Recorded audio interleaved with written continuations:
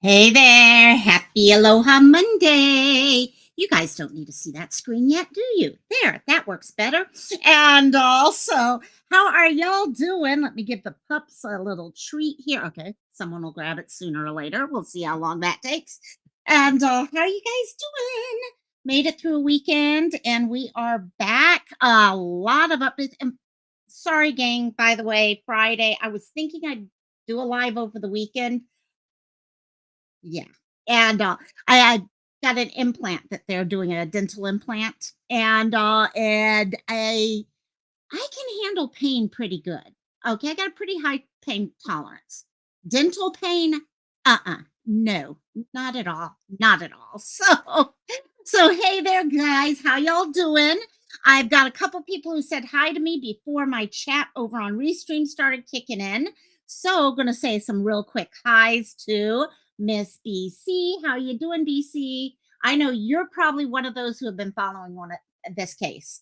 We are going to do a quick update on Adam and Keeshaun. I had planned on updating everyone on them on Friday. And then I've been following a little bit with Suzanne.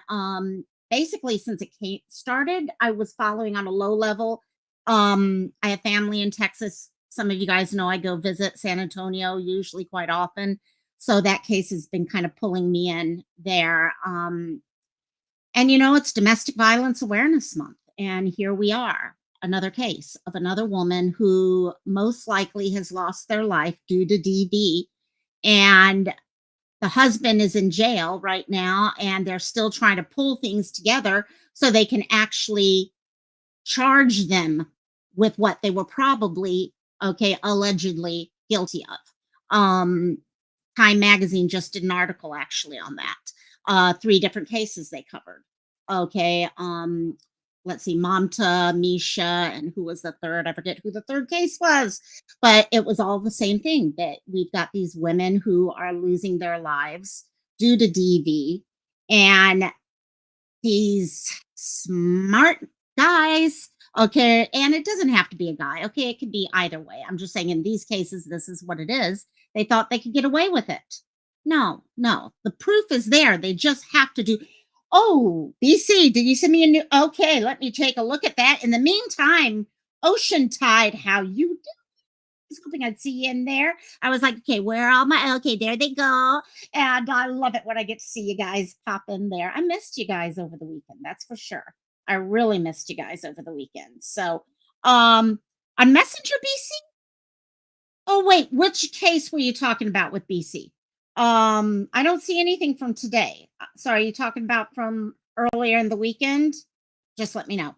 And Thea is here. Thea, I am having so much fun. I can't wait for Robbie's video. I am just like, oh my gosh, I've been getting sneak peeks of it, and I know you've been working your butt off on this. It's going to be so much fun. We are going to be doing some view parties, guys. Okay, so if anyone wants to be involved, okay, we're going to definitely have some view parties going on for this movie. And it's going to be so much fun. And yes, Missy K, you are here. You are here. In fact, I'm trying to see where. Okay, now we're getting way. There's Missy. How you doing, Missy? There's dear. Oh, Madison was. No, I did not see that one. Oh my, you could tell that. Yeah, I don't normally take pain meds, and I took pain meds this last couple days. I took them once, but that was enough. And so, oh my god, okay, I'm gonna have to share that one too. Let me see what I can do on that while I'm saying hi to everyone else. I will pull that up on Facebook real quickly. And who else do we have here? So we have BC in the bushes. How you doing, my dear? And don't forget, you guys. Okay, vote in the poll right now because I'm really wondering what people are. Okay, are you following this other case, Suzanne? Is this a new one? We're going to approach it as if it's fairly new for everyone because I have not covered it here. Sorry, let me just pull this up. So, oh my gosh, I'll have to send a message to her mom. And so that is, oh, I'm so happy. For those of you who don't know, BC just shared with me Madison Rich was found. Um, Is it in I haven't watched the video, so I'm hoping she's okay. But let me say some finish saying hi's to everyone real quickly here. You've been okay. BC has been following since the second day. Yeah, I remember seeing this when it first came out. And because of the San Antonio connection, of course, it perked me up right away. I was like, whoa, whoa, wait, what's going on in San Antonio? So yeah. And Thea is almost here. It is almost here. I can't wait for the movie. Guys, seriously, keep an eye on the community tab. It's going to be there. Missy K is saying, I was worried sore, but okay. Oh no. And yeah. And also I'm happy you made it, my dear. JP, how you doing, my dear? How you? And love you. And make sure go check out his music over there, guys. He's got some great stuff that he's done there. He in fact did something from Cantina back when we had Cantina. Someday I'll do a Cantina again. And I just haven't had the time lately. So anyhow, I'm going to change this up real quick because I want to see this thing from Madison. Then we'll come back to Adam. So just so you guys know, how we're going to do this today is the following order. We're going to talk about Madison real quickly. For those of you who know, Madison went missing. Oh gosh, what was it now? Maybe 4 weeks ago now? 4 weeks maybe. And oh my God, I can't believe. Oh, so happy about this. Okay, let's watch it. So we'll talk Madison, then we're going to talk about Adam Renk. For those of you who know, all of you guys came together and you all were sharing Adam Renk's poster out. It was a different type of poster than normal because this is one guy we wanted caught and thrown in jail, never to be seen again, hopefully. And he is in jail. He turned himself in. And so we're going to talk about that. Then Keshaun Williams has been missing for a little over a year, and police have done an update. So we're going to go through that. Actually, the U.S. Marshals did. It's a real quick update there. Then we're going to dive into Suzanne. Suzanne's been missing as of yesterday. Well, officially with the phone call 1 week ago today. And however, whatever happened probably happened a week ago yesterday. So we'll go through that so everyone can get a better idea what's going on with that, because I'm hoping even in these cases where DV is involved, or we're like, I don't know if this is going to be a good ending or like a mental health type thing, things like that. A lot of times people don't cover them as much because it's like, well, you know what? It's, especially mental health, unaliving, things like that. That is not this case at all. But in those types, oh, well, they're probably out on their own or whatever. But, people may have seen stuff. Okay, people may have walked by, okay, someone in McDonald's. I say that all the time.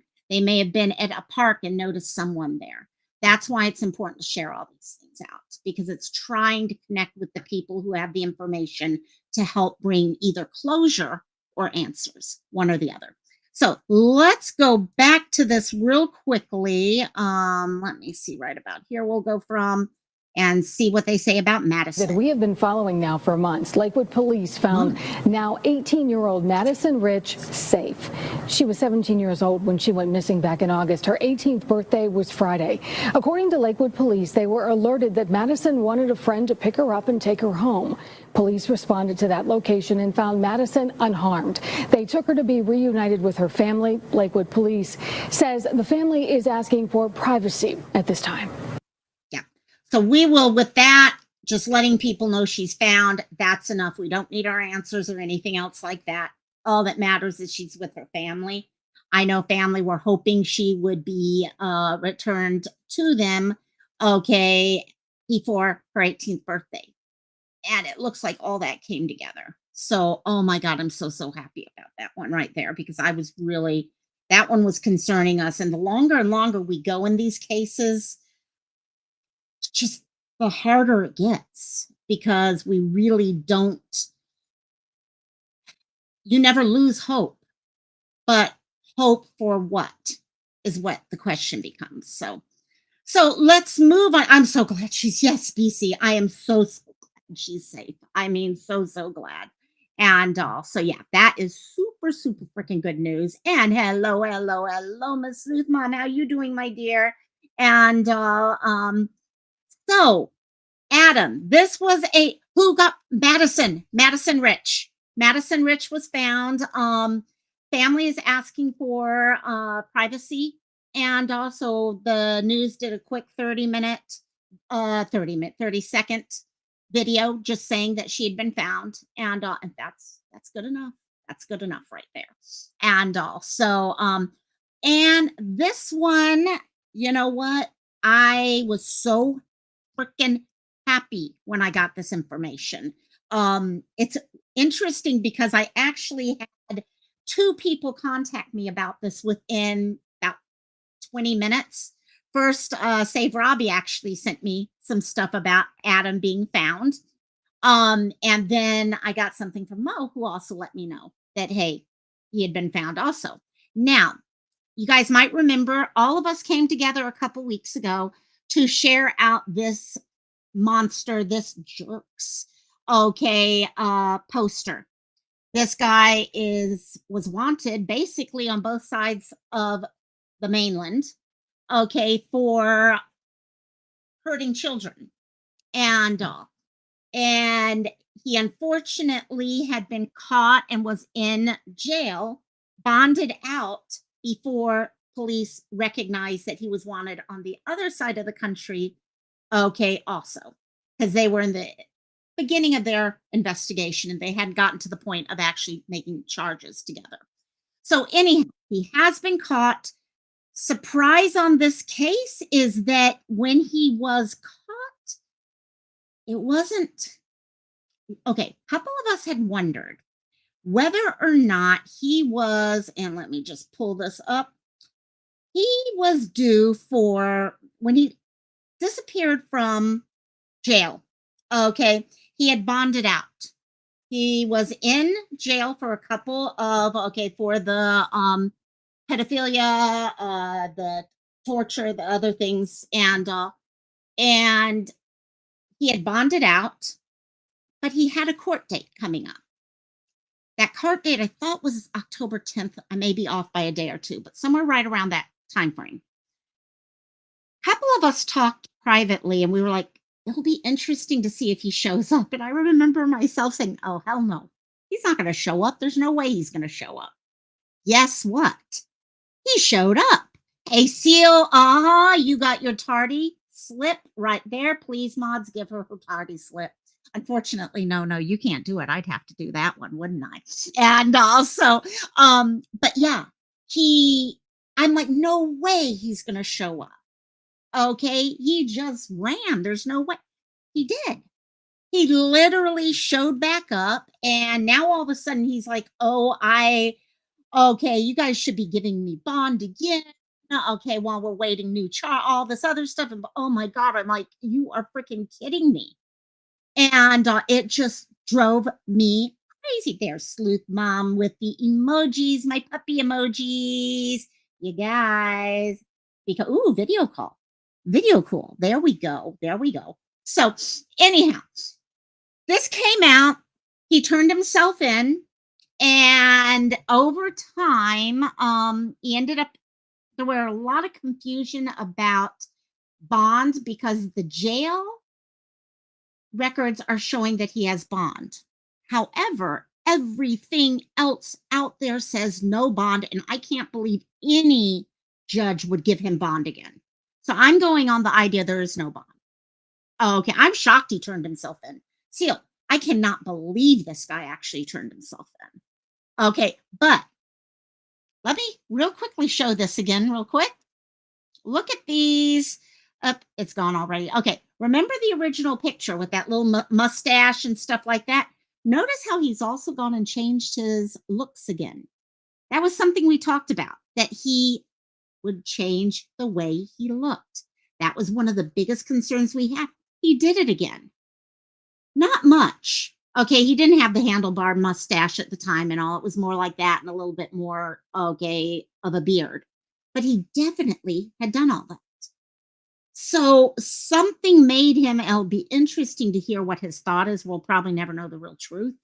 But anyhow, let's go to this. This came out on the let's see, on 3 days ago. So let's see. Here we go. You'll probably Renk appearing before a Mobile County judge this morning, pleading not guilty. Renk faces multiple charges of sexual abuse in both Mobile County and Oregon. Fox 10 News reporter Ariel Mallory breaks down what happened in court. Lenise and Cameron, Adam Renk will remain in Metro Jail tonight. A judge issued no bond as he faces charges of sodomy, sexual abuse, and child pornography. Now, Renk's attorney expressed a lot of frustration today, saying his client isn't getting a fair chance and he has been assaulted in jail.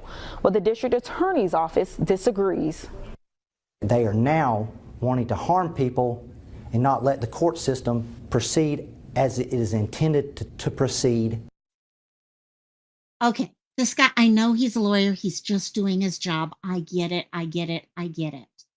But when this guy literally went on the run. I don't care if he planned on showing back up or anything.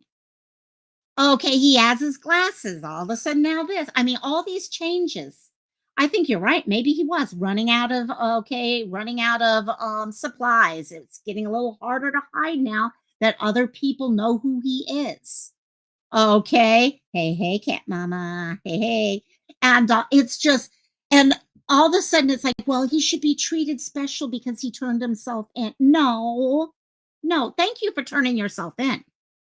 Thank you for realizing what you did was wrong.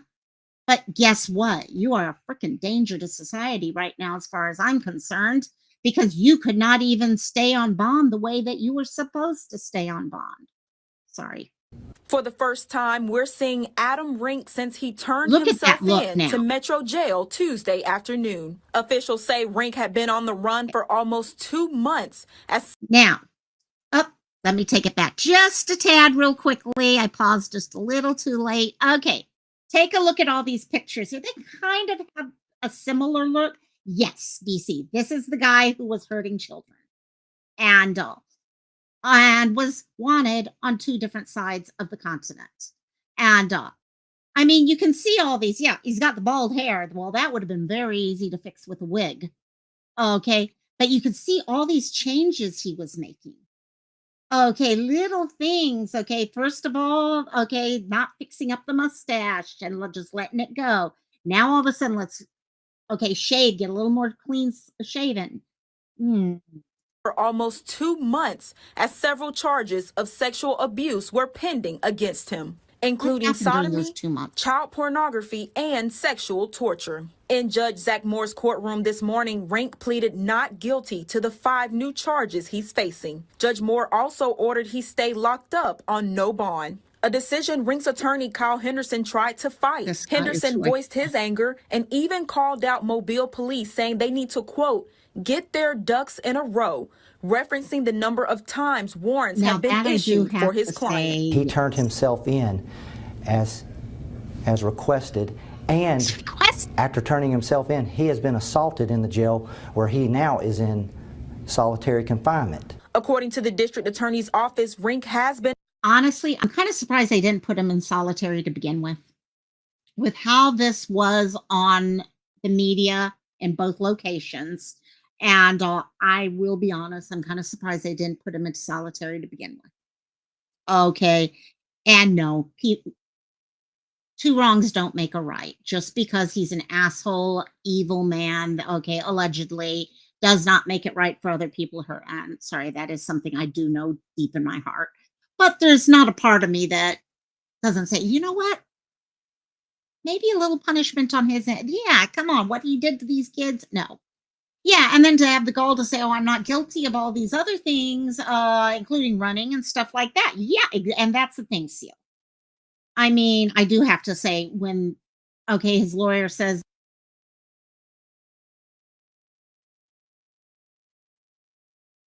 okay,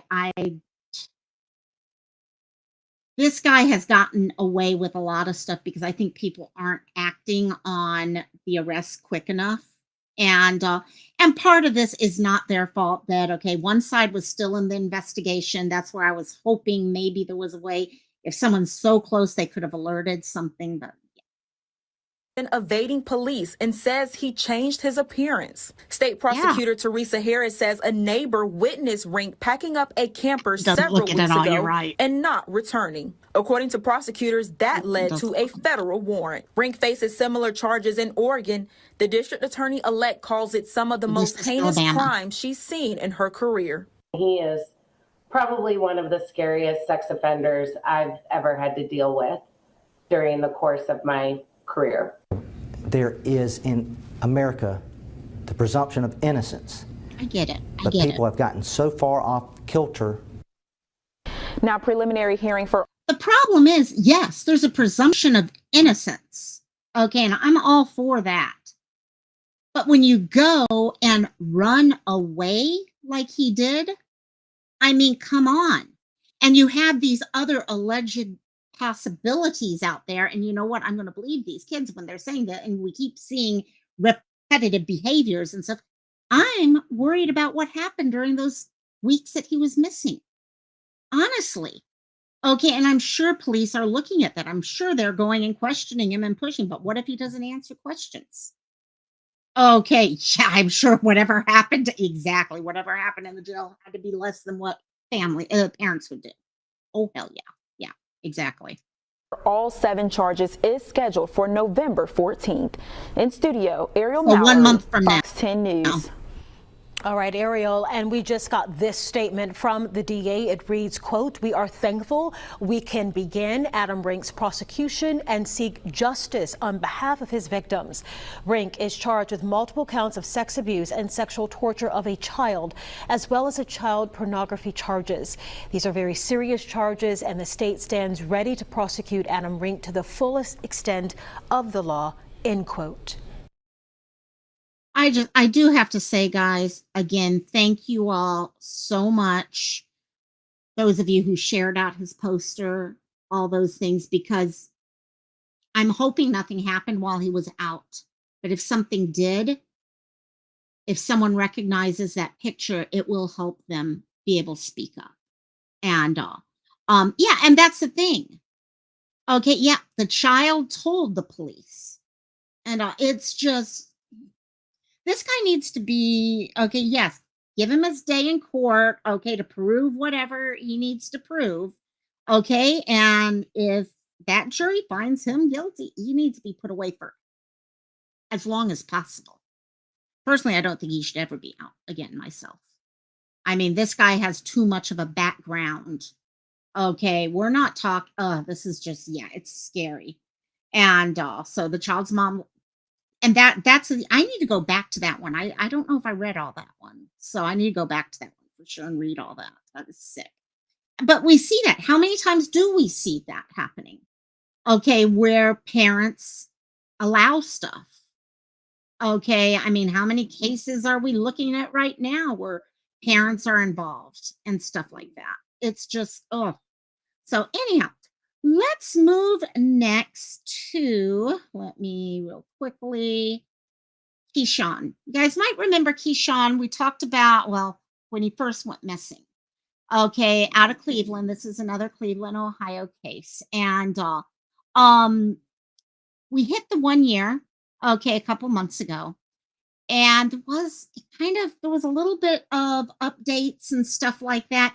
You know what, Cat Mama, once I pull the article, unless someone could pull it for me, and I don't want to speak and maybe get part of it wrong.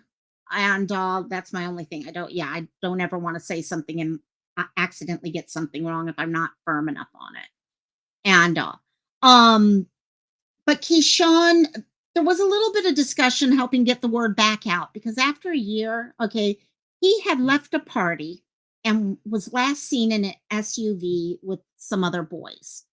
After that, nothing whatsoever. So we're going to watch real quickly. The U.S. Marshals did pull together. You'll send me it? Awesome, Seal. I'll play it right after this. Okay, we'll go through all that real quickly right after. Let me actually pull this one up so I can have that open in the background. Okie dokie. So let's see.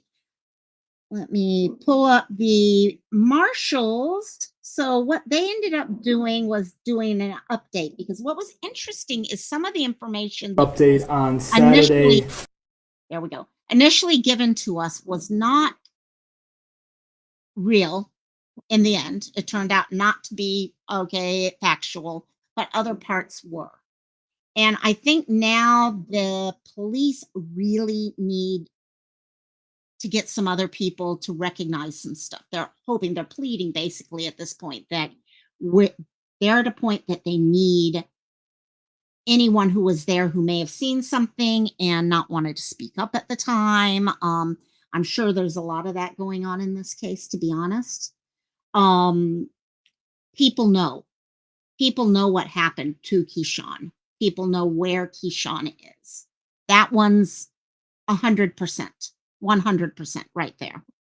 And so let me go ahead and play this. It's only a minute and a half. That's literally all the update they had, but it's important nonetheless.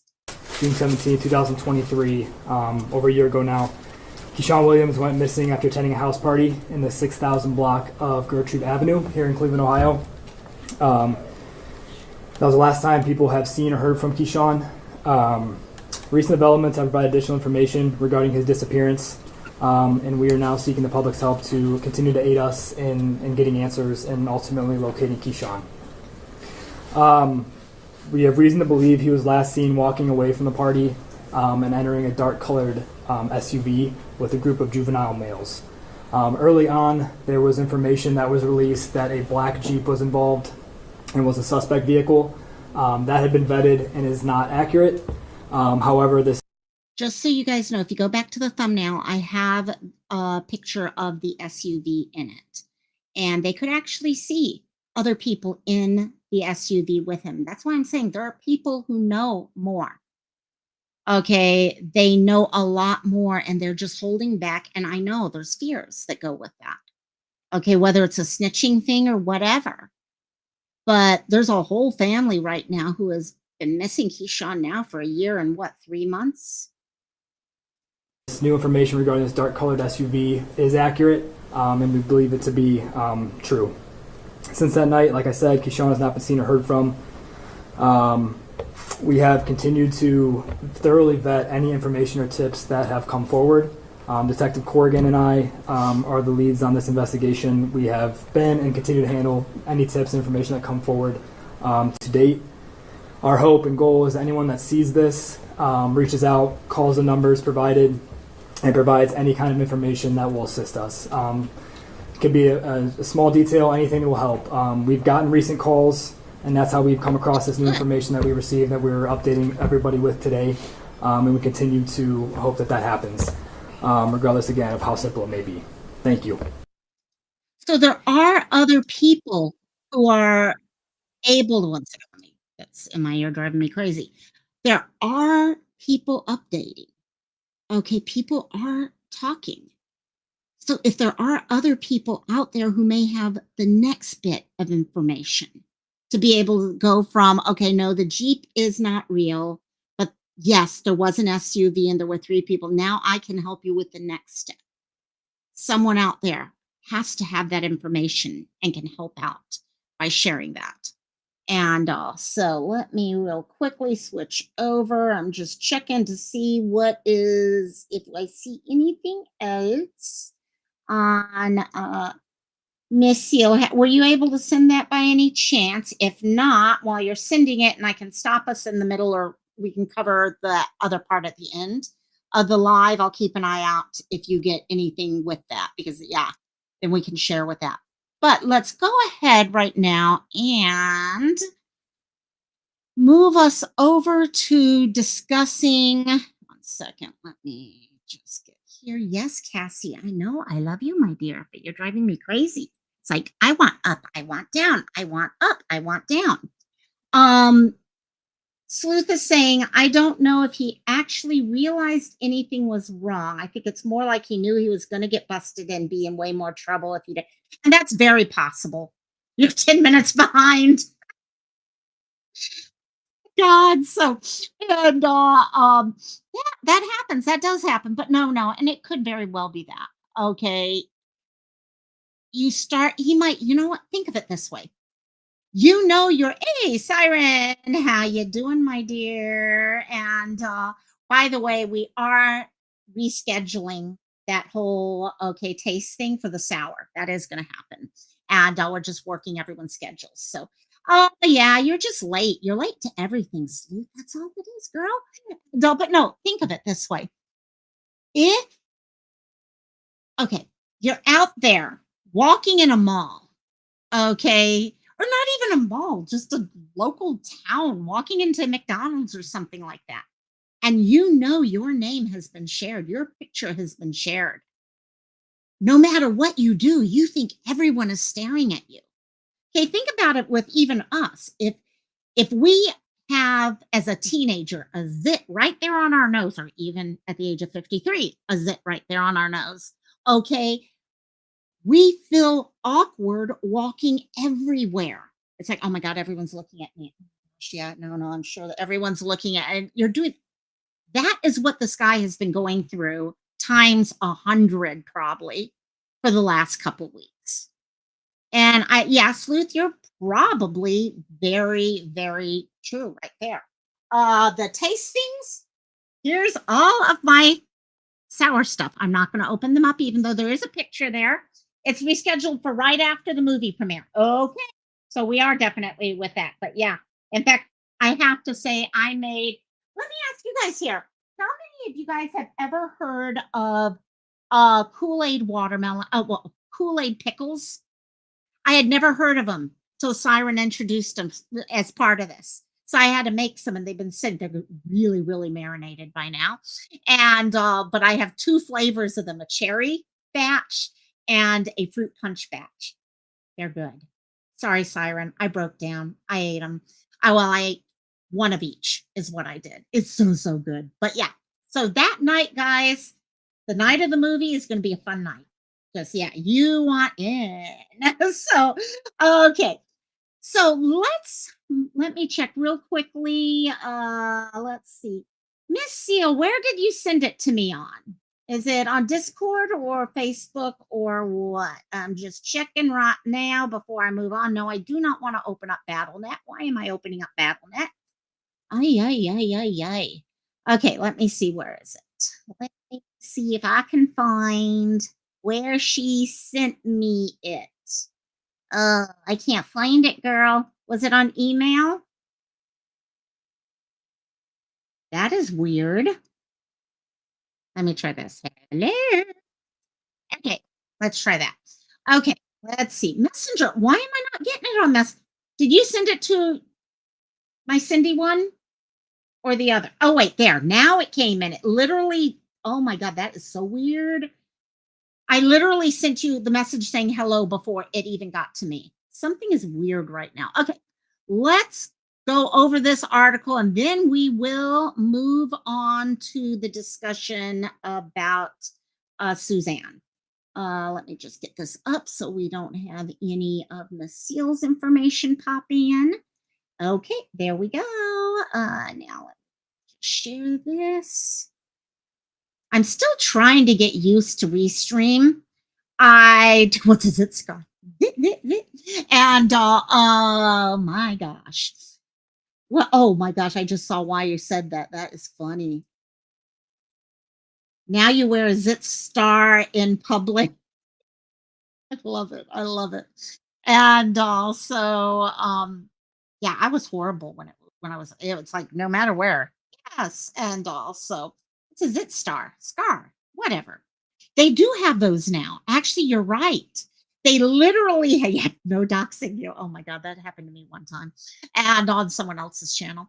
And but yeah, they have these little like sticky things, little like stickers that you put on the zit, wherever the zit is, and you can wear that around. It's like a Band-Aid for zits. And also, wish I had those things when I was a kid. So anyhow, here we go. Accused mobile child sex offender alleged to have used torture room has turned himself in. So let's actually go through the article for those of you guys. I'm not sure if it's on the video or not, but So he was wanted, okay, turned himself in. Actually, maybe I do have to go through this. Let's do it this way then. Okay. Loading it. What the flip is this? Okay.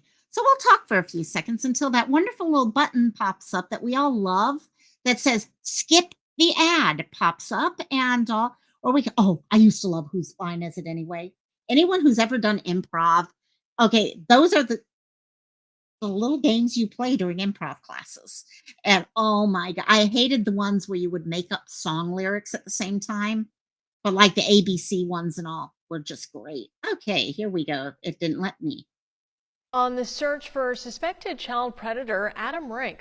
Renk turned himself in yesterday afternoon and faces a slew of additional charges, including producing child pornography with a minor, attempted sodomy first degree, and sodomy second degree. Renk is also wanted by the state of Oregon on similar charges. Natasha Still was also charged in connection with this case for aggravated child abuse. Yep, nothing there. Do I have to actually open up the read more this time? I guess it would help. Yes. Okay, we'll do it that way then. And let's see. Investigators suggest there is another side to Renk, a dark and disturbing and one capable of unthinkable acts against children. It is that side of Adam Renk that they say landed him in jail in Mobile and in a mugshot from Metro Jail. Renk has since bonded out with a warning to stay away from anyone less than 18 years old, and we know good and well what he ended up doing. He left. The charges against him indicate why. Renk is charged with the sexual torture and abuse of a child here in Mobile, Alabama. And court document reviewed by NBC 15 News adds chilling detail to the allegation. Side notes scribbled by a judge on a hearing document that take the child sexual abuse charges against him to a deeper, darker place. In those margins were notes taken during that hearing, allegations that the 39-year-old had a quote-unquote torture room where investigators say he strapped the 11-year-old female to the wall and paddled her for his own pleasure. Monday, guys, trigger warning, please. Monday, we asked Mobile Police if they'd talk with us about the case. They declined, other than to say they're looking for him, and with good reason. Renk is now under indictment in Wasco County, Oregon, for 3 similar charges there. And now Mobile Police, the U.S. Marshals Fugitive Task Force, and the Oregon State Police are all looking for him. This is why it was so important for us to share this out as far as we could get it. And why probably the only time I've actually gotten down and basically said, I will beg for people to share this because he needed caught. And I'm so happy he was caught. Well, turned himself in, whatever. But one place they won't find him is at his house on a quiet suburban street near Bel Air Mall. It looks like no one has been here for some time.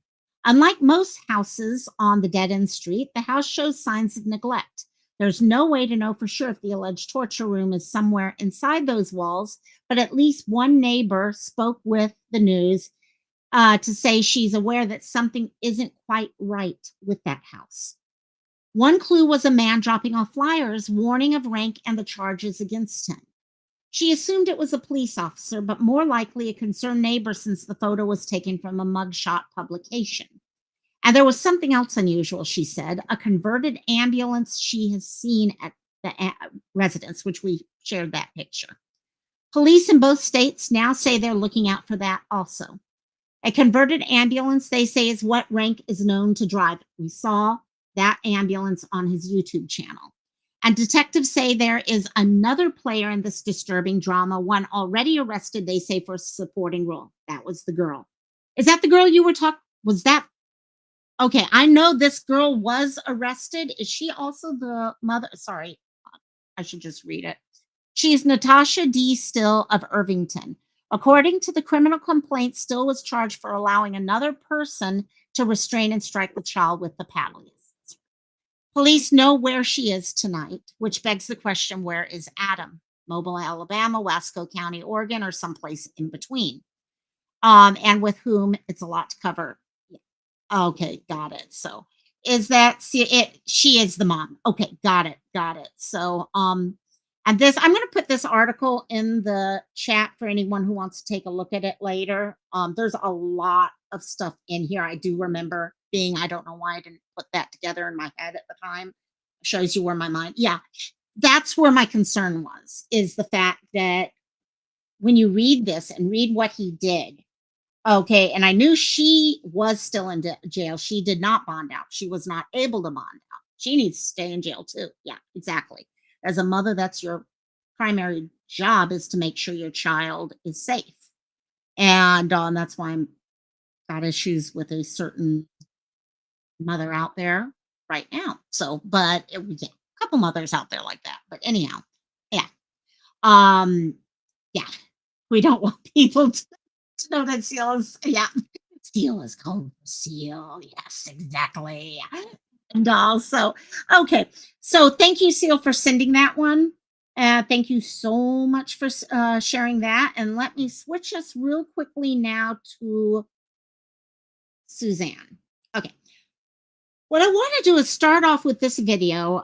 This is just actually from, I think it was yesterday, within the last couple, 14 hours ago. So, and then we're going to go into an article and really break down what has been happening in this case. There's a lot going on in this case. It may have only been 6-7 days. And I'm looking at Sleuth saying 6 minutes, and I'm thinking hours, minutes. Yeah. See, Sleuth is causing trouble for me right now. So, and but a lot has gone on. Her husband has been arrested in this case, most likely in connection. Okay, like I said before, this is a case of most likely DV. Okay, let me switch these over here. And in October right now, guys, most likely you guys all know the sign. Okay, I do want to say this is Domestic Violence Awareness Month. Okay, and we do talk about, you guys know the sign. Okay, with this, I can't tell you how many times when I was on my cruise over the summer, especially at the airport and stuff like that, I was keeping an eye out for that. I was looking everywhere, because you never know when you're going to all of a sudden be looking at someone's hand and see their hand down and making that. And so please, for those of you who are out there around other people, keep an eye out for that. Okay, starting here like that. And teach it to 1 or 2 other people a day. Okay, aim for this next week. Teach it to 1 person every day. See if you can find out people and share that. Get people discussing it, because there's too much DV, violence, crime going on right now. Like I said at the beginning, the fact that Time Magazine has literally just done an article on 3 women who most likely have lost their life, and their husbands are now arrested or partially being held and detained, and because they haven't found a body yet. Okay, that we've got those 3 cases. Now here's another one we can add to it. So let's go ahead and start this, and then we're going to break things down a little bit. Led by your light in the efforts to find the missing. Our top story tonight, a community coming together and putting their faith in prayer. That includes the mother of Suzanne Simpson, the missing mother of 4. Barbara Clark tells us how she and the family have been getting through it tonight after a vigil for her missing daughter. We try to be positive, try to focus on God. News 4 San Antonio's Stephanie Esquivel was there and spoke with Barbara, who tells us about the last time she talked with her daughter. Suzanne Simpson's mother, Barbara Clark, tells me she doesn't believe Suzanne is alive. Barbara tells me she communicated with Suzanne regularly, and if Suzanne were alive, she would have contacted her by now. Suzanne and I had an opportunity to talk an hour before a lot of this has happened, and I don't understand why and what happened, and I hope someday I'll be able to understand the situation. Suzanne Simpson's mother, Barbara Clark, says Suzanne called her the night she was last seen, asking Barbara to watch one of her 4 children while she went to a friend's party. Suzanne ended up changing her mind, and later that night, Barbara says Suzanne called her again to tell her about an altercation she had with her husband. And this is why I decided I wanted to start off with this. Okay. Her mom, yeah, Seal, her mom sounds so sad. Not necessarily defeated, but that point that it's like, what do I do with the emotions that I've got and where do I go from here? And she needs the answers. And one thing I can tell you as we go through this is Brad, the husband in this case, is not giving anyone any answers. He locked down quickly. Okay, about as quickly as DJ did in Misha's case. Completely locked down. And she herself has come out and said, I don't think she's alive anymore. I'm going to let this play out, and then I'll talk about the DV side, because they had actually had discussions about DV. And what I'm scared of is that she had made the decision to leave him. And she may have actually, I don't know if she may have told him that night. And we all know the time surrounding when you decide to leave a DV-based relationship is some of the most dangerous time that you can. Has been 53-year-old Brad Simpson. Now, my speculation is maybe the whole thing is alcohol related, because when she got back, she called me up and told me the things that Brad had done to her physically. Barbara says that wasn't the first time Suzanne and Brad had a disagreement, and Barbara was going to ask Suzanne to leave. Well, I came up with an alternative plan for her in the hope that she'd move in with me and have her little toddler go to the elementary school in my neighborhood. I never got to tell her the plan. The organizer of tonight's vigil tells me he's known both Suzanne and her husband Brad for decades and just wanted to bring their loved ones together for prayer. On the north side, Stephanie Esquivel, News 4, San Antonio. And continuing coverage now, today Suzanne's brother-in-law, Barton Simpson, released a statement 1 week after she disappeared. It says the family is immensely grateful for the extraordinary efforts of law enforcement and extend a special thank you to the Olmo City Police Chief. They also say they're thankful for the support of the community and continue on to say, quote, as you attend church this morning, please keep Suzanne's children in your prayers. So, gives us a place for starting at. And let me pull this next part up. I do think we are probably talking in this case about domestic violence. Let's kind of go through the time frame here. Actually, let me quickly get her photo up here. Okay. So what? Suzanne is 51 years old. To start with, just give you a little bit of a background of who she is. Okay, you see that she's got a great relationship with her family. She's got, okay, at least one school-aged child from that video. However, I can tell you she has 4 children. 2 of them actually lived with Suzanne and Brad. Okay, the other 2 were from a previous relationship. Now, Brad and Suzanne had been married for a long time, 22 years. This is not like, okay, in Misha's case, we were talking about a brand new, okay, marriage. This is the exact opposite, 22 years together. However, we are hearing more and more that people were recognizing that there was DV going on in the relationship. And also, let me just switch these 2 things out.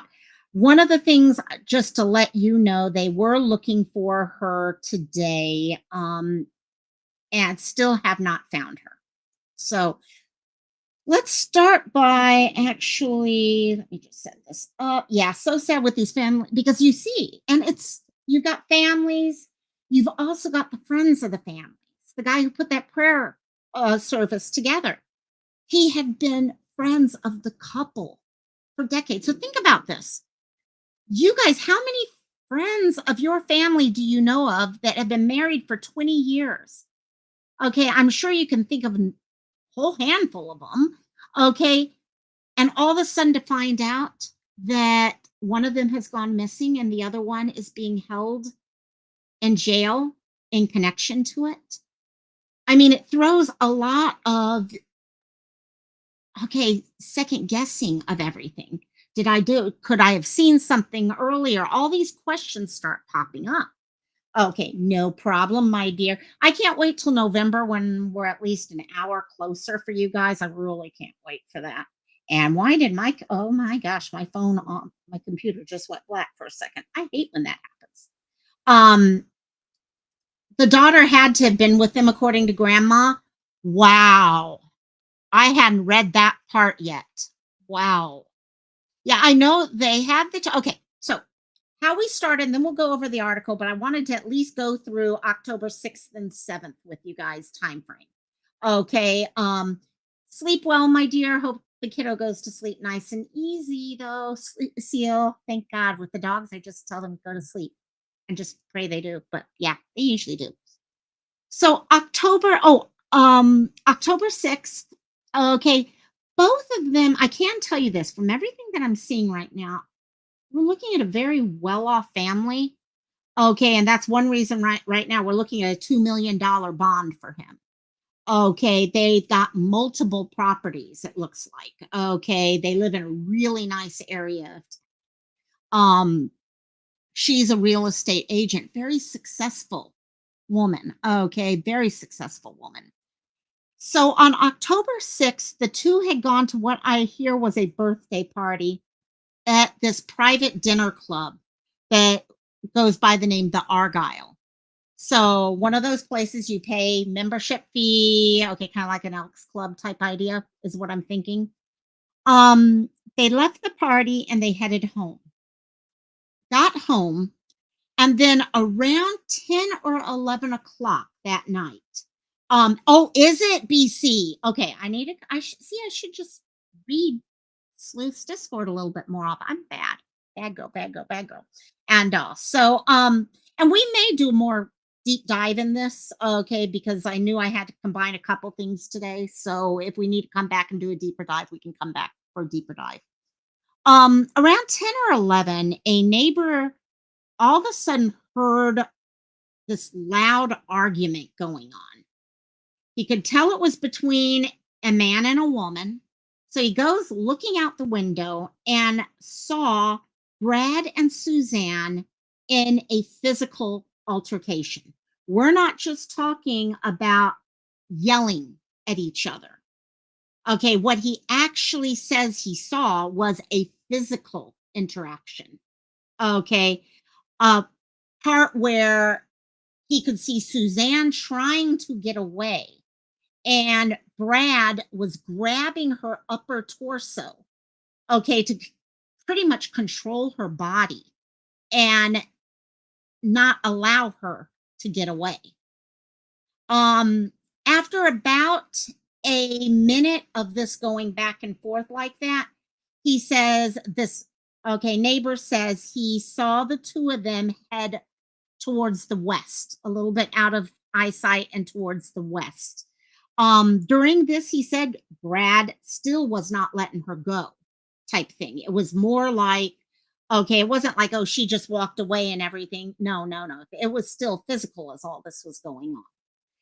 Now, that is heavily what got him arrested, a large part of what got him arrested. Someone saw this. We've also got other reports of domestic violence. Okay, at some point, one of the children actually talks to a teacher and tells the teacher that dad hits mom. And so that is why he's able to be kept there, and then they put a hold on him over time on top of it. The neighbor then at this point, and I think some of this might be Texas in general, or it could be anywhere. I don't know. If you saw, guys, and not judging this person at all, me, and maybe it's because I'm female, I would be calling 911 And but I do also know a lot of times, especially if you're a male, you want to intervene. You're like, you know what, I can get there quicker. I can intervene quicker. So I think that's what this guy tried to do. He was like, you know what, I'm going to go down there and I'm going to do something about it myself. And so he grabbed his flashlight and he went outside to try to track down the couple. And he heard 2 to 3 screams from a woody, brushy area east of the house. Yes, BC. Okay. I think, and we also, okay, BC is making the comment that it almost sounded like she talked to her mom after that. She told her that he hurt her back. And that's where I'm trying to figure out, because the interview, it does sound like they talked an hour before everything. My question is, was there a fight of some sort before they even got home? So we don't know, for example, this fight that we're hearing about, was this the first fight of the night? Or, okay, if this was the first fight of the night, then she would have gone, talked to her mom, and then there would have been another fight. Okay. Or did they have a fight in the car or something like that, and then she talked to mom? That's why, to be honest, they did share video of what she was wearing and stuff like that. But we don't know for sure that that's what she would have been wearing at that point. Because, in all honesty, she could have come home, changed and stuff, and then this all happened. So there's a little bit of timing there. I've got some questions on that I'm trying to figure out. In the bushes, that's exactly, minus the one part because I don't have a pew pew. And but other than that, yeah, exactly. I would have done a combo of the two probably. I would have made the 911 call, then I would have gone out there. Okay, and tried to do something on that level too. So the neighbor hears the 2 to 3 screams from a woody, brushy area east of the house. He then returns to his house at that point. And about an hour after that, so see again, this is where that time is occurring. Did they go back home and she made some phone calls and then something happened in the house? Possible there too. I'm not quite sure on the timing here, and he has shut up completely. Because 1 hour after all this happens, he sees Brad's truck leave. So 1 hour after the fight and the dragging and all of that and the yell, okay, the screams, 1 hour later, he sees Brad leave. Brad is then seen returning an hour to 2 later. He returns back to the house. They had an argument at the club also, but it hasn't been said it was physical yet. I would think they would have called if it was, yeah. I've wondered if it was if there could have been anything at home, in the car on the way home when they were driving, where he could have, okay, hit her or something. Total, this is me speculation, completely speculation. Could there have been something there? Okay, and then it built up from the other. There's a couple, honestly, there are probably 2 to 3 different scenarios I can actually work out in my head falling in this time frame. I think the kids will definitely be helpful in filling those hookahs and those holes in for the police. We do have the arrest, I don't know if they called it an arrest warrant or what in this case, affidavit for arrest warrant, which pretty much all this information is coming out of there, and a couple of places online also. But there is definitely some potentials within all those areas. Now, he returned 1 to 2 hours. They did in the bushes. Okay, that I didn't. Okay, got it. So there, that wipes that. Okay, that completely wipes that out for me then. Okay, it would definitely have had to be something at home, and then with the phone call. Okay, got it. Interesting. Next morning pops up. So October 7th, or last Monday, 1 week ago today. It sounds like you've been following too. We definitely, yeah, this one I really, at first I started following and then I kind of pulled back and then I kind of came back in. I wasn't doing much of following anything after my surgery last week. So, or dental stuff. Yeah, it's not really surgery, but whatever. So October 7th, Brad, following a little bit. There you go. And that's where I would say I had been doing pretty much. So Brad woke up and took their daughter to school. Now, this is where it gets interesting. Okay, I think we can safely speculate that she was not with us anymore at this point. It's normal for Suzanne to pick up the kids. Okay, and I suspect drop off also, to be honest.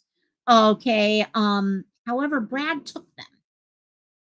Brad took his daughter to school, went through the rest of the day. Then at around 3 p.m., the school calls Brad to say that Suzanne has still not picked up their daughter.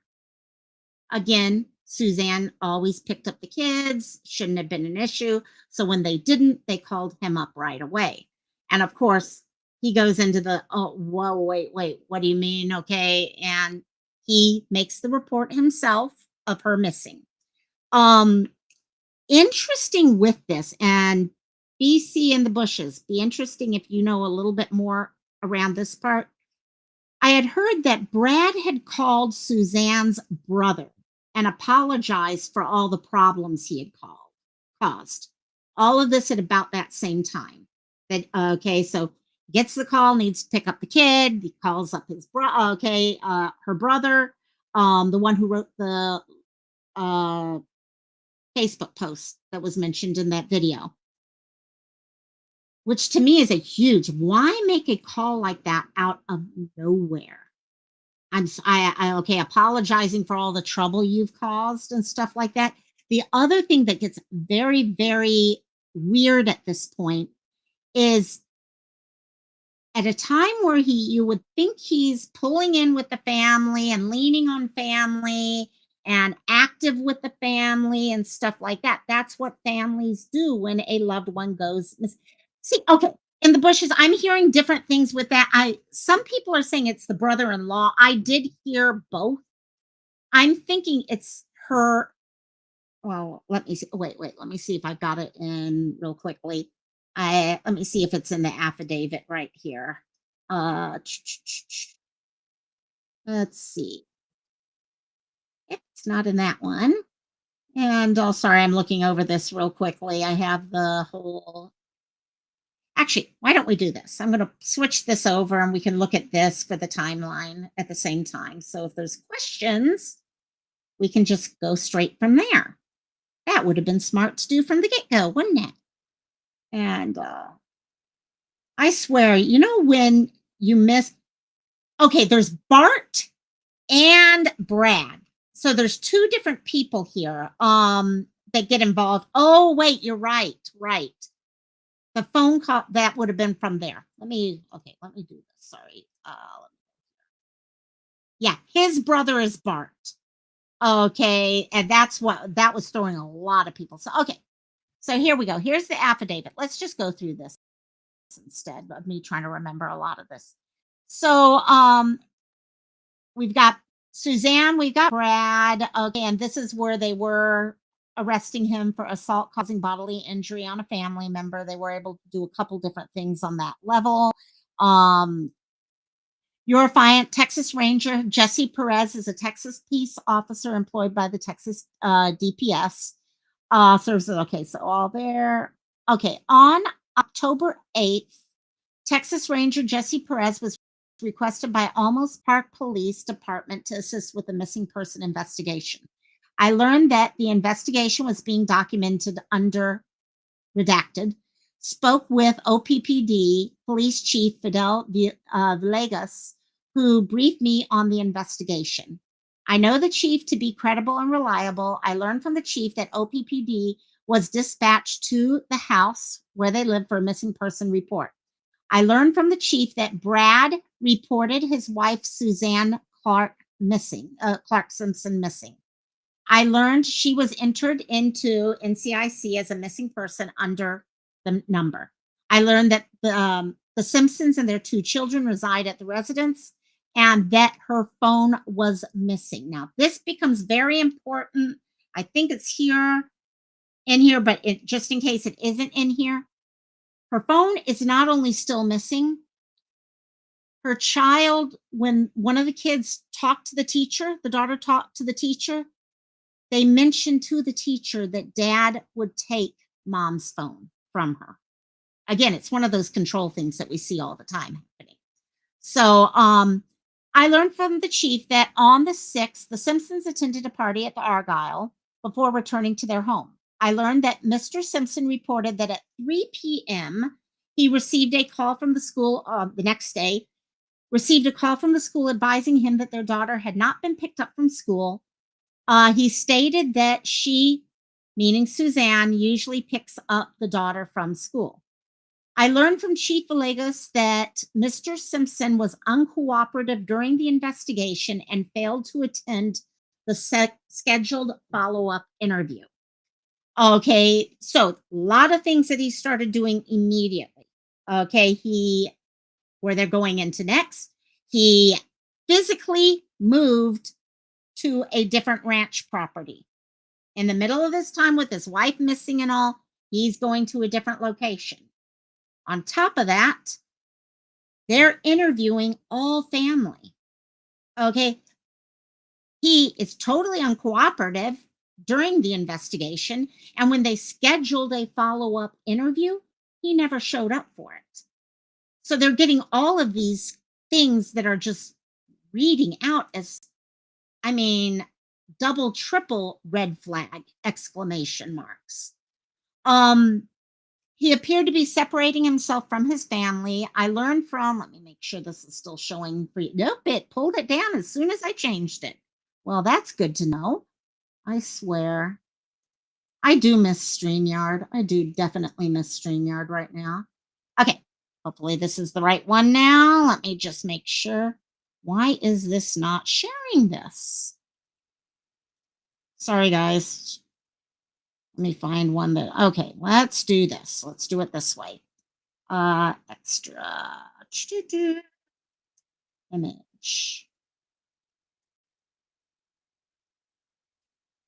It was found a couple days. Oh, was it found? No. Thank you, BC. Yeah. And yeah. Nope, you got it. You got it. And see, that's the problem when I cover something a few days after the fact. It's like, okay, how do I, yeah.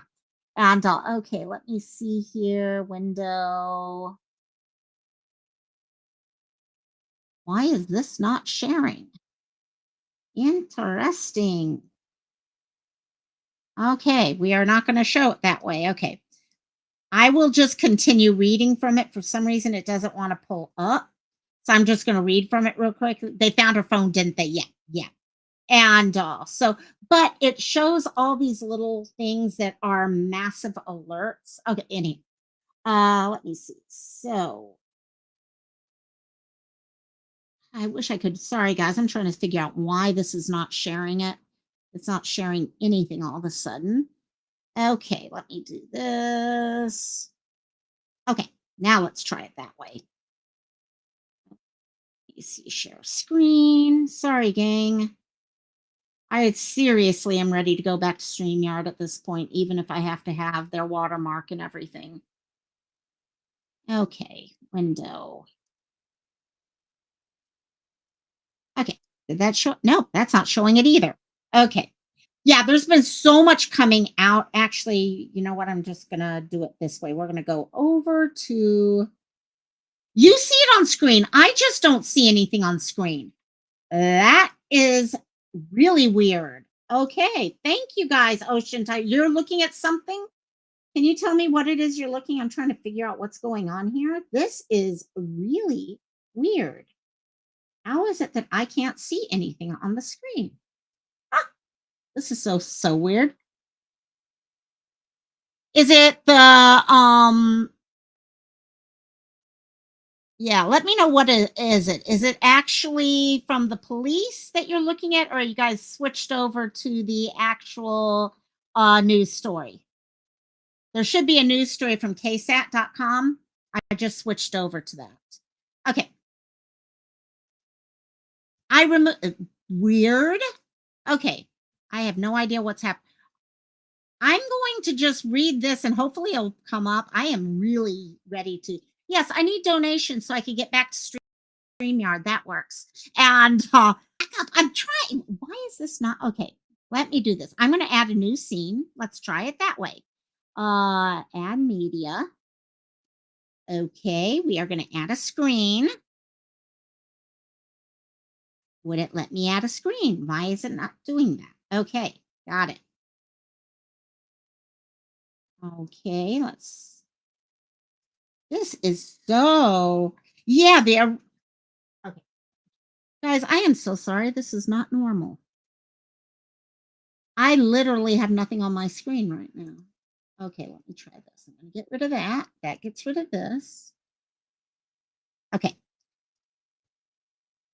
I'm going to do this real quickly. And just in case it was that window, it might have been that window that was crashing. Okay, let's do that. Okay. Yeah, I had StreamYard down so nicely. It was so nice. Okay, now let's see how this works. Okay. I can sing and dance for you guys right now. How's that? Okay. Okay, question. Are you guys able to see ksat.com pop up on the screen right now? Let me know if you guys are seeing this. What I'm going to do is we're just going to go through this so we don't have to switch from different things. Okay, you guys, okay. That way, since it doesn't like me changing screens right now, we'll just stick with this one. And later on, if we do another deep dive, we'll go over to that because there's some other documents I want to get my hands on also, to be honest. So, okay. So KSAT, for those of you who don't know, is really good when it comes to anything Texas related, especially San Antonio. And also they put this together, which pretty much, I think the most up to date, let's see, when was this put out? Okay, it's updated as of today. So I wanted to go ahead and just work our way through that. This actually is some of the video from them looking for her today. So Suzanne has been missing since Sunday. Her husband is facing charges unrelated to her disappearance, the DV related ones. Their authorities have not said if they found anything. They were looking today, okay, along the almost Park Bay, along Interstate 10 in Bernie, a southeast side landfill. And yes, Bernie is how you pronounce that. I learned that the really hard way when I went home to my auntie, and I'm like, oh yeah, I had to go towards Bern, and she's like, Bern? What's Bern? No, it's Bernie. So let's see. Authorities have not said if they have found anything of significance. He remains in Bexar County Jail on bonds totaling $2 million. He was arrested in Kendall County last week on charges of family violence and unlawful restraint. A bond reduction hearing that was scheduled for Tuesday was canceled due to a federal hold that was placed on him. During a news conference on Thursday, the chief shared a photo of her taken outside the Argyle, a private dinner club. So this is what she was looking like right before she disappeared. Now, like we said, we don't know for sure when she got home. Okay, was she still wearing this at the time of her disappearance? Okay, or not. Have you, BC or in the bushes, have you heard whether they have come across these clothes? Because that's one thing I've been looking for, is anything saying, have they, okay, accounted for a clothing? Yes. Okay, got it. Okay, so that helps with that. We're trying every avenue, but in the case that somebody has seen her and she's in distress, that night, we think she was in distress. She may be somewhere, and we just don't know about it. They knew going into it, but you've got to put this. It's very suspicious, though, and obviously she's not going to work. She's not checking in on her children. It's an obvious problem. But at the same time, we don't want to miss an opportunity to say, hey, this is what she looks like. Maybe somebody out there where she is or hiding away or anything. BC, okay, no, they haven't. Okay, That's why all of a sudden I saw the yes, and I was like, wait, that might have been to my article, so I'll give it a second. So no, they have not found these clothes. So most likely she was wearing these clothes still. So whatever happened fairly quick. Yeah, in the bushes. I've heard they found 2 items or something that they were kind of looking with. But they have not said what. Okay, got it. So they still haven't. That is that the 2 items that they were talking about that you're mentioning? So anyhow, these were her clothing. And you can look here with the house and everything. It's a really nice area. And so probably the person who heard all the screaming and yelling did not expect anything. It's probably why they went out. Probably thought it was just a neighbor fighting with each other, and they'd be able to walk out and just say, hey, stop it. And so agencies continue. So today, Texas Department of Public Safety set up a mobile command center at the southeast side landfill in connection with her disappearance. Texas DPS told KSAT that the landfill was one of several areas they searched in connection with the case.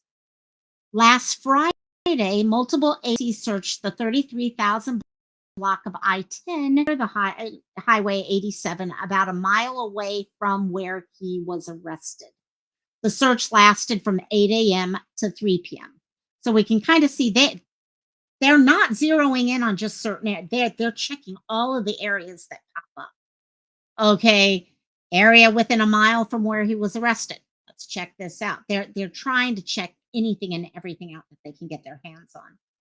25 to 30 people searched the area at the peak of their efforts. Texas Ranger Kevin Wright told KSAT ATVs and dogs were used. It's getting cold in here. Last Wednesday, investigators searched the couple's home in Almas Park and surrounding areas, but declined to say what, if any, evidence was found. Authorities have also searched the Almas Park Basin. Authorities did not say if anything of significance was found in either of those searches. So, him in Bexar County Jail. Brad Simpson was arrested early last Wednesday and booked into Kendall County Jail of assault causing bodily injury, family violence, and unlawful restraint. On Thursday, he was transferred to transferred to Bexar County, which is closer into San Antonio itself, where he was booked into the Bexar County Adult Detention Center. His bond is at $2 million. BC, with his money issues, I would bet he kept her jewelry. Yeah. I think it's going to be interesting to see what is found, what is the different locations that they have, deeper into stuff.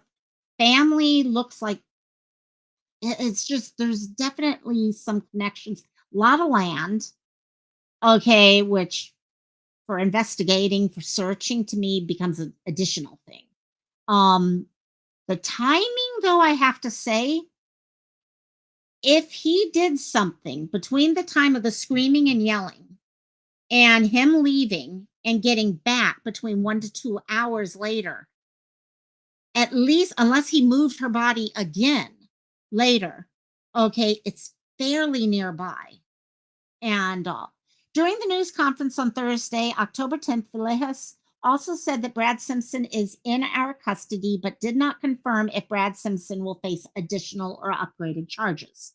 According to Villegas, Brad Simpson continues to be uncooperative. He was scheduled for a bond hearing on Tuesday, tomorrow, but that was canceled due to a federal detainer or hold that was placed on him last week. So the feds have come in, it ain't happening. BC is saying he filed for a public defender, which is what is really interesting, that family and all aren't jumping up or on any. This is going to be interesting to see. Was he totally leaning on her for money and stuff? I'm not sure what. I was watching something and they were talking about what he did and they were trying to figure out what it was he did for. So we'll see if it's mentioned here. Because we know she was in real estate. But what was it that he did? I know a couple people were like, oh yeah, no, he worked, with us. He did projects for us and stuff like that. So, even if Simpson were to post bond, he would possibly be transferred into the custody of the U.S. Marshals because of the hold. That is interesting to me. A federal hold or detainer is a request from a federal agency to keep an inmate in custody or to notify the agency before his or her release. KSAT has not been able to confirm the reason for that detainer. That's what I would really like to know okay, there's thoughts and ideas, but that's going to be interesting to see. Why are the U.S. Marshals involved right now? Is it connected to some potential financial things going on? Is there something else going on? His involvement in anything else illicit potentially? There's a lot of potentials there. A U.S. Marshals spokesperson told KSAT Friday that the Bureau of Alcohol, Tobacco, Firearms, and Explosives will have to finish its investigation before Marshals intervene in custody. ATF confirmed with KSAT that there is a hold on him and they're assisting other agencies. So, could be as well. No, I don't see if they just found weapons or something that was a huge number of them or something. So here's a timeline. Part of this we'll kind of go through pretty quick because we kind of went through. I just noticed they did not update this here either. We'll have to see if they did further down. So we talked about, okay, being at the private dinner club. I don't know whose birthday, but I read something about it being at a birthday party over there. And that a neighbor between 10 and 11 p.m. heard arguing outside his bedroom window that became louder and seemed closer to his window. So it was moving. When the neighbor looked out his window, he saw the Simpsons in a physical altercation, the affidavit states. He said Suzanne Clark Simpson was trying to get away from Brad as he tried to pull her down. It appeared Brad was clearly attempting to keep Mrs. Simpson from running away. The neighbor told authorities, according to the affidavit. The neighbor told authorities he last saw the couple heading westbound. The neighbor went outside to investigate, and a short time later, he heard 2 to 3 screams from a brushy area east of the home. The affidavit. I would love to know. They don't say anything here, but were they female screams? Were they male? What type of scream was it? Because there's a lot of different types of screams that are going to alert you to different things. What I can't understand is not making a 911. You Monday morning quarterback, and I'm sure this person's going through that right now. Monday morning quarterback idea. About an hour later, the neighbor saw Brad Simpson start his black GMC pickup truck and leave the house. The neighbor told authorities he saw Brad return 1 to 2 hours later. So that would have, and that's the reason why, if only 911 had been called or something like that, what could have either been prevented or what could they have found at that time? At 3 p.m., October 7th, the child's school called Brad and advised him that their child had not been picked up from school. Affidavit states Suzanne Clark Simpson typically picks them up from school, he told the police. On Tuesday, police interviewed staff at the school one of the children attends. The child told staff that her parents were, quote, fighting, end quote, and that her dad assaulted her mom and took her phone away, the affidavit states. The child also said Suzanne Clark Simpson had a bruise on her elbow. And that's initially why I was wondering about whether or not, there was something within a car or something like that, but probably something else. And my question is, was that connected? Was that discussion based off of what happened over the weekend? Or was that discussion based off of something that had happened previously? Did he have a pattern of always taking her phone away, for example? Was the bruise on her elbow something that happened a while back and now they're recognizing this? And again, was that ever reported? That's a different issue there. First response, again, mandated reporter. At 12:42 Wednesday, October 9th, police obtained an arrest warrant for Brad. The charges were assault, family violence, and unlawful restraint. At around 1:30 a.m. Wednesday, October 9th, Department of Public Safety and Kendall County Sheriff's Office took Brad into custody near the 542 East Mile marker on Interstate 10. According to the sheriff, he was booked into the Kendall County Jail after 4 a.m. and his bond was later set at $1 million a charge. So that's how we come up with the two. Investigators searched the couple's home and surrounding areas on Wednesday, October 9th, but declined to say what, if anything, they found. On last Thursday, police took down the crime scene tape from outside the home and opened East Almost to traffic again. They condensed their command post to an area within 1 block along East Contour. Same day, Thursday, Brad was taken to the Bexar County Jail after being transferred from Kendall County. And then last Friday, they searched the 33,000 block of I-10 near Highway 87, about a mile away from where he was arrested. The search lasted from 8 to 3. They didn't tell us anything about what happened there. So this gives us on Monday, authorities searched a landfill today. And as of me starting this live, there were no updates on anything on that.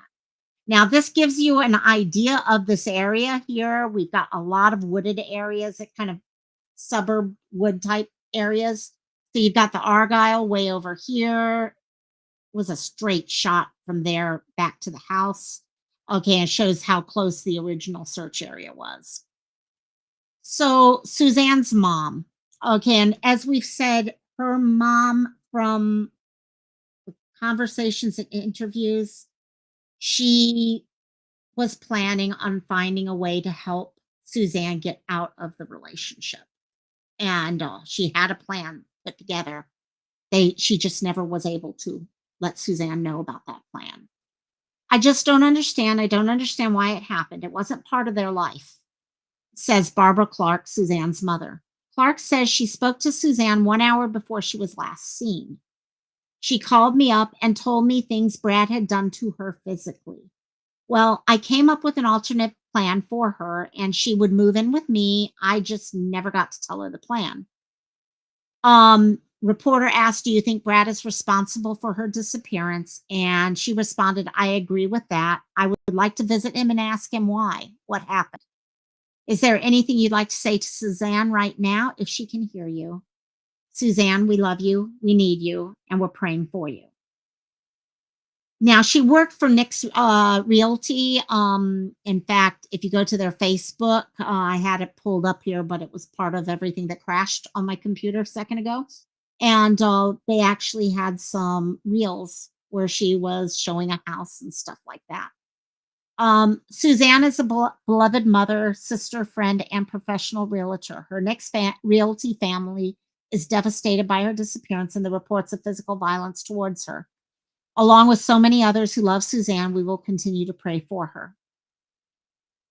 Police said Brad has been uncooperative with the investigation and did not show up to the follow-up interview. At some point, Brad went to his ranch in Bandera County and appeared to be separating himself from his family, the affidavit states.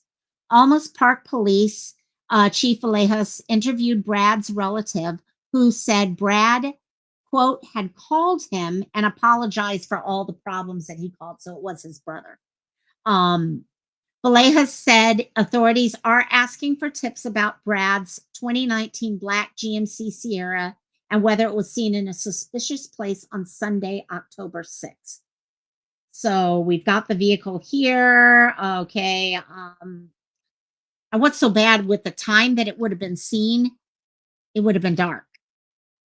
So it's not like a bright color or something like that. You have a black car drive by you in the middle of the night. It's not something you tend to notice easily.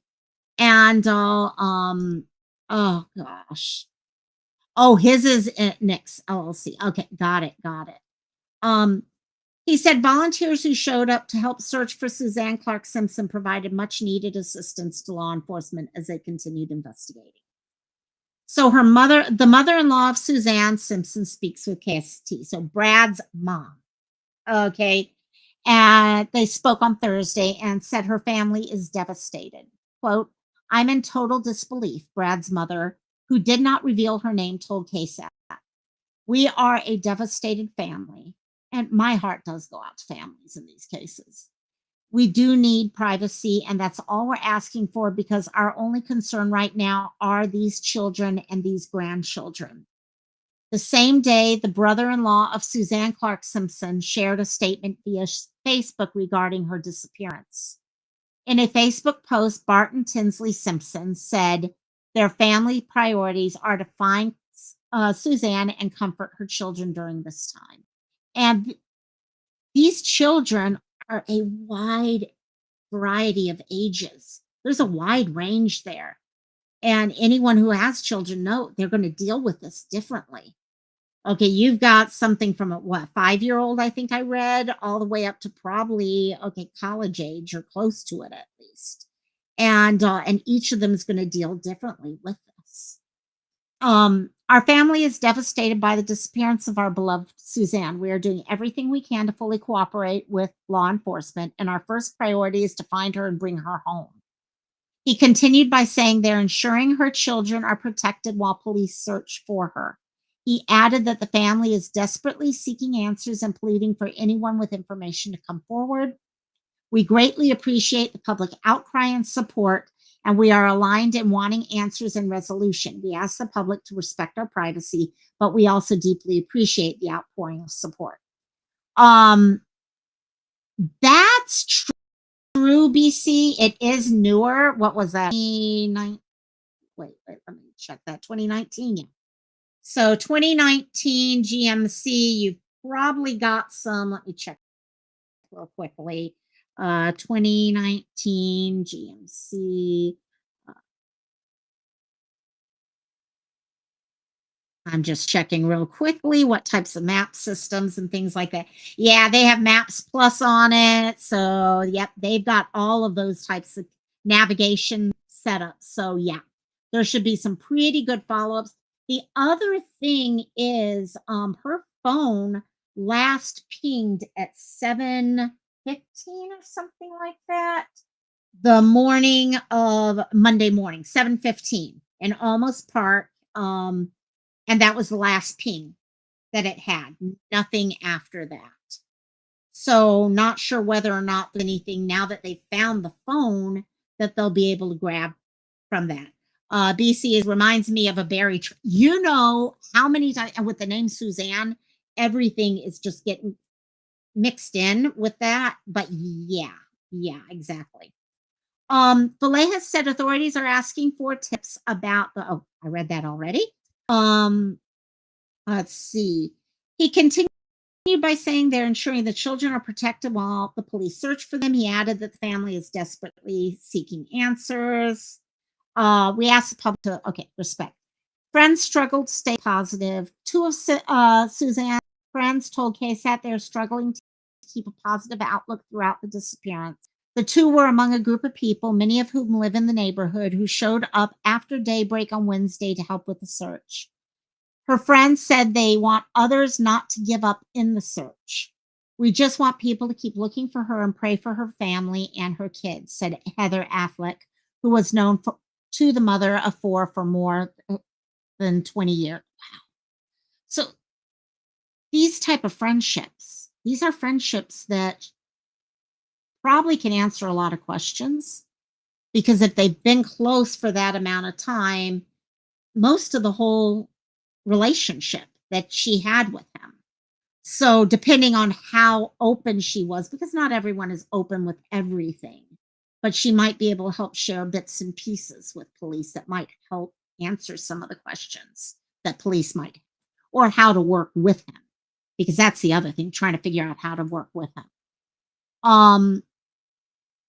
Let's see. Camille Mondigo described the missing woman as a great friend and a wonderful mom who has no enemies. Everybody loves Suzanne. She's the kindest, sweetest person. I don't think anybody could say anything bad about her. So we have the phone numbers here if anyone has any information. Okay, we have Detective Ruiz at 210-209-2701. Detective Campbell, 210-219-2702. Almost Park Dispatch, 210-822-2000. Just call 911. And then all of the information for domestic violence. So there's definitely a lot of updates that still need to happen with this. So maybe we can kind of visit this as time goes. I wanted to get this on our radar though officially, because I am kind of reading it off and on at times also, and I just wanted to keep it there for that. So, but we will see how that one goes. BC in the bushes. Is there anything else I'm forgetting about right now that you can think of? I'm trying to go through. Yeah, police are saying they've had no signs of life from her since then. Nothing whatsoever within any of those things. So, but hopefully we'll get some more information within this. I think they're probably, it's just right now they're trying to figure out where the search needs to be. I did hear some stuff. Okay, I need to look into it a little deeper as to the timing of, again, trash pick, kind of like with Mamta. Okay, trying to figure out when different pickups occurred and stuff like that. But I think right now, if there's anything we need, not really yet in the bush. I'm trying to sit here, go through my head at the same time. My mind went way off left field when all the craziness happened, and so but we'll see what happens within there. I'm going to keep following this case a little bit more. As I mentioned, Time Magazine, in fact, let me share that with you guys real quickly in chat. For any of you guys have been interested in a lot of different cases that have been going on recently. Misha's family shared this on the Facebook group the other day. Newsweek actually just did a whole article about, let's see, second. Anna Walsh, Mamta, and Misha. Okay. Oh, it's too long for me to put in. Okay, sorry. I'll have to share that privately in the group. The link is way too long to actually put in chat. It goes too long for chat, so can't do that. So, but I'll share that out with people over on Discord. And because it is a good article, it really is a good article, and it brings attention to especially these cases where you don't have all the answers. You know what happens. Your gut is telling you, yes, Mamta's case, we know what happened. Okay, Anna's case, you know what happened. Misha's, you know. This case, you know. Okay, yeah, BC, I think that's part of what I was reading earlier. I was reading a lot of trying to catch up on things. Okay, with the shopping center, what was that? The almost shopping center, I think it was, if you're talking about the one there. The time frame, if he left and returned within an hour to 2 hours, I wish we had a better idea on that, and we should be able to get that through the vehicle, you would think. Or at least cameras. They should have something, traffic cameras or anything. I mean, this is an area of town where you would think you'd have okay, it's not like tons of roads, but that looks like some pretty good cross streets and all there. So if they could find out what time, drill that down. But if it was even only an hour, that the level of, I hate talking about these things, but the level of, it wasn't like what we saw with Mamta's case where you're talking about dismembering or things like that. It looks like he reacted. It sounds to me like he did a lot of reaction rather than planning. And I may be wrong on that. That's why I'm really wondering, did she tell him, I'm out of here? Okay. She had the talk with mom. Did she finish up with that talk with mom and was like, you know what? Yeah, I need to make this decision. I need to do this. Which is the bravest thing someone in a DV-based relationship can do. But it's also one of the most dangerous times too. So I'll let you know if I get any updates. those of you who don't, I have not advertised Discord much lately, but especially if I got to share that article, I'm going to share for anyone who wants to come join us. It's been really quiet in there. That's my fault. But if you want to head over there or Facebook over at the Local My Life, and you come on over there and we can talk story over there. So I look forward to seeing all you guys. I am going to go take care of the pups right now, make some dinner. Actually, no, what I've got to do is I've got to record a scene for Robbie's movie. I've been promising, and I keep waiting too long to do it. What, are you scratching my arm? And also, we will be doing that. But anyhow, talk to y'all later. Aloha. Love y'all. Mahalo.